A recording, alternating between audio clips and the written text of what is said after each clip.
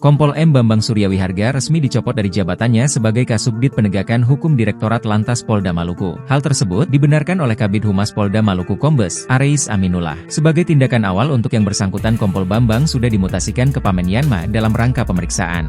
Sudah dicopot dari jabatannya, katanya, Selasa, 5 November 2024. Areis mengatakan, bidang Propam Polda Maluku masih melakukan penyelidikan soal etik dan disiplin yang menyeret Kompol Bambang. Setelah aksinya viral memukul sopir taksi online bernama Rizky Fitrianda di kawasan SCBD, Jakarta Selatan pada Kamis, 31 Oktober 2024. Bahkan, video oknum polisi yang memukul sopir taksi online itu viral di media sosial. Saat itu, Kompol Bambang sedang cuti melangsungkan pernikahan. Kejadiannya di Jakarta, posisi dia mau nikah sama cowoknya itu. Kejadiannya Kamis tanggal 31, jelas Kabid Humas Polda Maluku Kombes. Kuasa hukum sopir taksi online, Roberto Sihotang, menceritakan kronologi awal pemukulan terhadap kliennya, Rizky. Awalnya, Rizky mendapat penumpang dari kawasan Senayan City, Jakarta Selatan dengan titik tujuan ke halte Polda Metro Jaya, Jakarta Selatan pada Kamis, 31 Oktober 2024. Di tengah jalan dipastikan lagi sama si Rizky, "Ini benar Pak, halte bus Komda, Polda Metro Jaya." "Iya, nanti lu tinggal masuk aja," kata penumpangnya. Cuma cara penyampaiannya itu kurang mengenakan lah kalau menurut keterangan Rizky. Dia dianggap kayak direndahkan lah, kata Roberto. Setelah hampir sampai tujuan, Rizky kembali memastikan jika tujuannya hanya sampai halte dan tidak masuk ke Polda Metro Jaya.